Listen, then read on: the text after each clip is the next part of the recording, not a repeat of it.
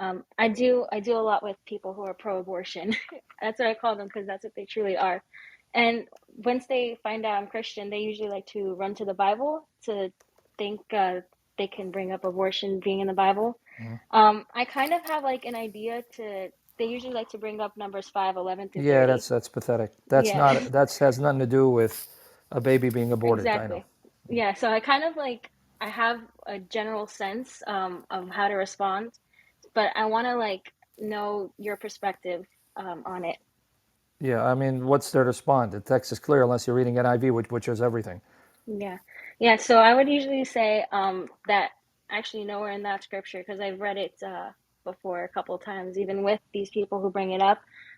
Nowhere in that passage does it ever mention a woman being pregnant. Yeah, yeah, no, exactly. It has nothing to do with a miscarriage or nothing to do with aborting a child. It has to do with drinking a mixture that if the woman has committed adultery, then her thigh will become swollen as a sign that she's lying under oath. Now, just to tell you how stupid the argument is, let's just go with their logic. They're saying, well, here it's talking about, having the baby aborted.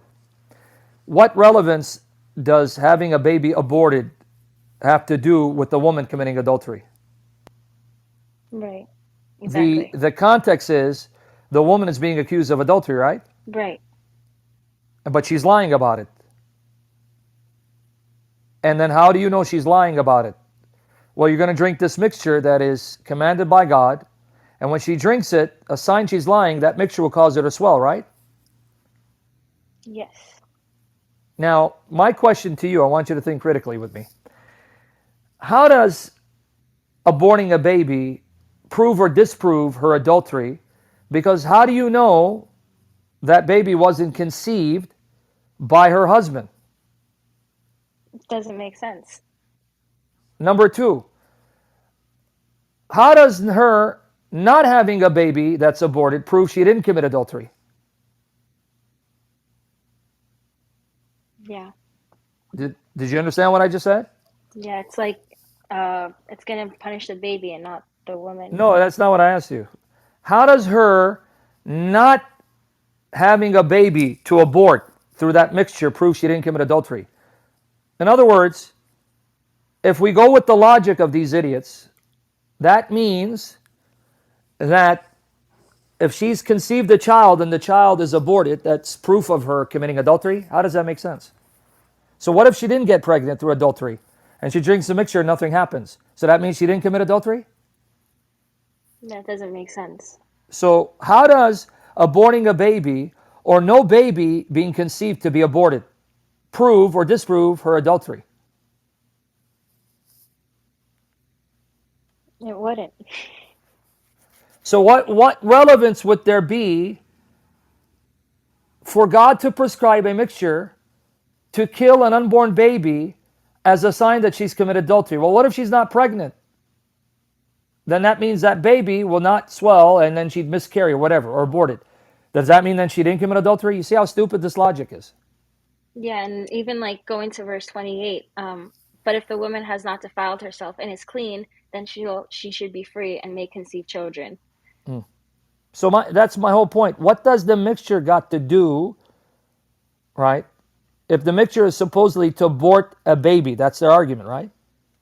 Their supposed argument, but they don't read anything. No, that's what I'm saying. Let's go with it. Okay, so the baby will be aborted. Well, how do you know the baby is the result of adultery and not the husband causing her to conceive? What has aborting the baby got to do with proving her innocence or confirming her guilt? Maybe the baby is conceived by her husband. So then why abort the baby? Let's say she's pregnant, the baby is aborted. How does that then prove her guilt? Maybe the baby was conceived by the husband. Or what if she's not pregnant and she committed adultery? And then she gets the mixture and she doesn't swell, meaning there is no baby that's terminated. How does that prove she didn't commit adultery? Can you That's help me awesome. understand the logic? I wish I could help you anymore, The brother. swelling, in other words, her swelling has nothing to do with a baby. The mixture, if she is guilty of adultery, will cause her irreparable damage in her uterine so she cannot conceive. And that will be the sign that she has committed adultery. In other words, if she swells, that means God is showing she committed adultery. So her punishment is she won't conceive children from that moment on, not aborting a baby. But if she doesn't swell up, that's because God protected her from having her uterine damaged by the mixture, because she's not guilty and God will allow her to mother children.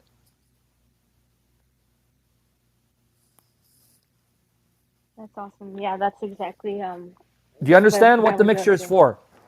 The Yes. mixture is only made efficacious by the power of God. In other words, if God knows she's committed adultery, but she's lying, so what he's going to do is he's going to have her drink the mixture and then cause that mixture to damage her uterine so she can't have children. And that will be proof of her guilt. You get it? So she's not able to conceive, That's right. that would prove her guilty. She's Yeah, guilty. meaning that when she swells up, that means damage has now occurred internally to her internal organs or uterine, which means she was guilty of adultery. Now God's punishment is you will not conceive children, because no adulterous whore will be the mother of any child. You understand him? I That's can't move awesome. on if you're not getting it. Yes, yes, I'm taking notes. But I'm if writing things she down. does not swell, meaning the mixture does not damage her uterine, that's why it goes on to say that she'll be able to conceive and have children, meaning she's not guilty, because that mixture, God will either cause the mixture to damage her insides or prevent it from damaging her, right? Yes. Because we're dealing with a miraculous act, a mixture that God will either cause to damage her insides so she can't conceive because she's guilty of adultery and she tried to hide it, or God in his power will prevent the mixture from doing any damage. It's like, for example, when Jesus says, you'll drink poison, it won't harm you. Remember one of the signs of the apostles? He says, you will drink poisons and it will not harm you. Remember Mark 16? Do I have to explain that to you too, sister? No, I know, brother. Or and Exactly. you'll I pick know up exactly snakes what. and they won't harm you, right? Correct. What does that mean? God will miraculously protect us from the harmful effects of, let's say, poison or snakes. So similarly, just like that's a miraculous act, like in Acts 28, Paul at Malta, a viper bit him, and he just threw the viper into the fire and no harm. And the people freaked out thinking, man, he must be a god. No, that was God miraculously protecting Paul from the harmful, venomous bite of a viper. Similarly to this woman. If the woman is innocent, then God will miraculously prevent the mixture from damaging her inside. You with me there? Yes. But if she is guilty, then God will allow the mixture to destroy her inside, her uterine, so she will not mother children for lying about adultery, even though she took an oath. That's awesome. Thank So you what does that got so to do much. with abortion? So to make it a little simpler, because I know maybe it was a little complicated. A woman who commits adultery doesn't get pregnant necessarily, right? Correct. Okay, so a woman, let's say I'm married to some Jane Doe. My wife Jane commits adultery, but she doesn't get pregnant. And I suspect she's committing adultery. So we go before the priest, and she swears before God she didn't. Now she takes the mixture. If we go with the logic of these idiots, nothing will happen to her. There'll be no swelling because there's no child to be aborted, right? Correct. So that means, according to these idiots, she didn't commit adultery. Of course she did. So what does a child in her womb being aborted or not got to do with her innocence or guilt? Because not every woman who commits adultery gets pregnant. That is correct. So what does this passage have to do with a child being aborted when the point is to try to prove the woman's innocence or guilt of adultery? And not everyone who commits adultery gets pregnant. Exactly. They just like to read a lot of things into the passage. So you got that, sister? Yes, thank you. Now, the NIV doesn't help you, though. The NIV is one of the worst translations. NIV will give you a commentary where it makes it hard. For example, you said Numbers 5:11, right? Yes, 5:11 to 30. Have you read NIV, how it renders it? No, I have New King James. Check it out. Can someone look at the NIV, see how it renders it? Yes, I'm looking at it. Just read it. Then the Lord said to Moses, "Speak to the Israelites and say to them, if a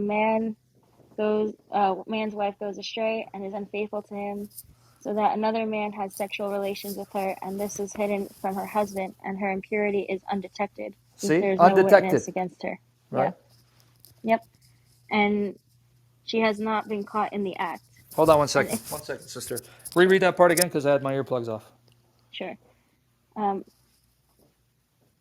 since there is no witness against her, and she has not been caught in the act. And if feelings of jealousy come over her husband, and he He suspects senses his something wife, wrong. Yeah, yeah. He yep, suspects her. and is impure, yep, yeah, or if he is jealous and suspects her, even though she is not impure, then he is to take his wife to the priest. Then he must also take an offering of a tenth of an fate of barley flour on her behalf. He must not pour olive oil on it or put incense on it, but it is a grain offering for jealousy, a reminder offering to draw attention to wrongdoing. Then the priest shall bring her and have her stand before the Lord. So now God The, is going to be a witness there, right? yep. Then Go he ahead. shall take some holy water in a clay jar and put some dust from the tabernacle floor into the water. After the priest has had the woman stand before the Lord, he shall loosen her hair and place in her hands the reminder offering, the grain offering for jealousy, while he holds himself holds the bitter water that brings a curse. Then the priest shall put the woman under oath and say to her, if no other man has had sexual relations with you, and you have not gone astray and become impure while married to your husband, may this bitter water that brings a curse not harm you. But Did you if he has catch it? gone, yep, It's a prayer. If you're guiltless, may this bitter water not harm you, and God will make sure it doesn't harm you, right? yep. Now keep reading. But if you have gone astray while married to your husband, and you have made yourself impure by having sexual relations with a man other than your husband, here the priest is to put the woman under this curse. May the Lord cause you to become a curse among your people when he makes your womb miscarry and You your see, you abandon see swell. how Yeah, evil this like with the filthy baby. translation is? Yeah, like she's pregnant with the baby Now let me read to already. you the King James. Mm-hmm. You're reading verse 21. The Lord make you a curse and an oath among your people, and Jehovah makes your thigh rot and your belly swell. Mm-hmm. You see how the NIV rendered it? Yeah, your womb miscarry. You see how what an evil translation this NIV is? Mm-hmm. So keep reading all the way to the end.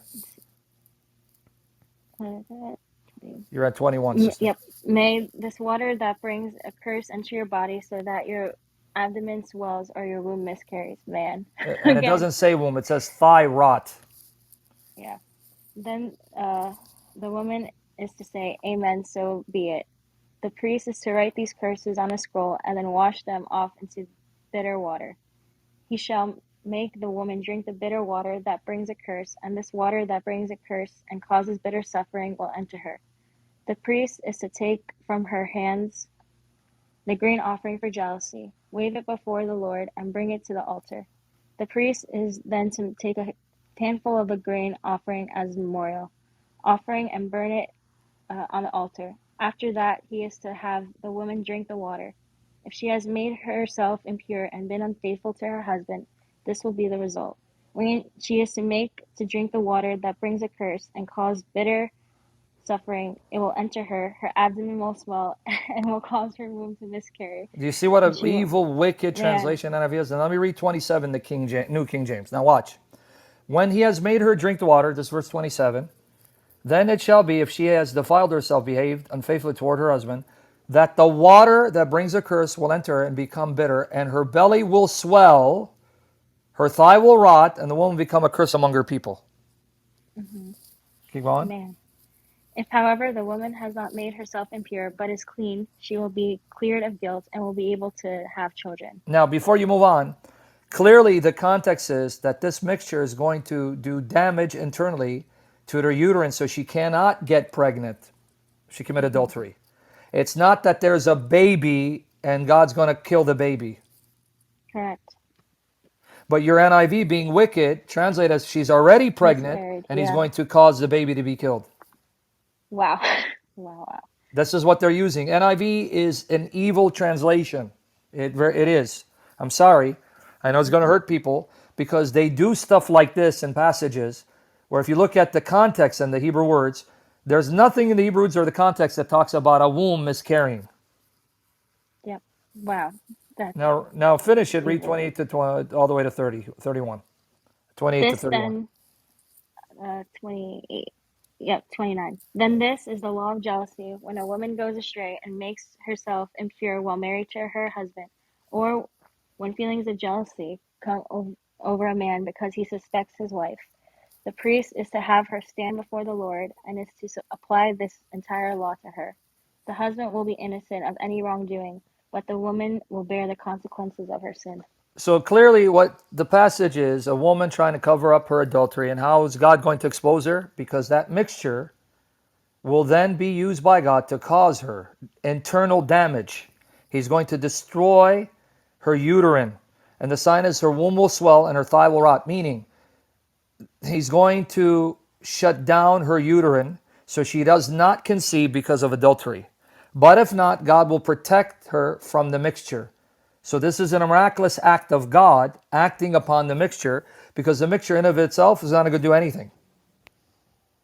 Yep, It has that's nothing to do with her being pregnant and then God using the mixture to cause her to miscarry. that's awesome. Thank you for that, Sam.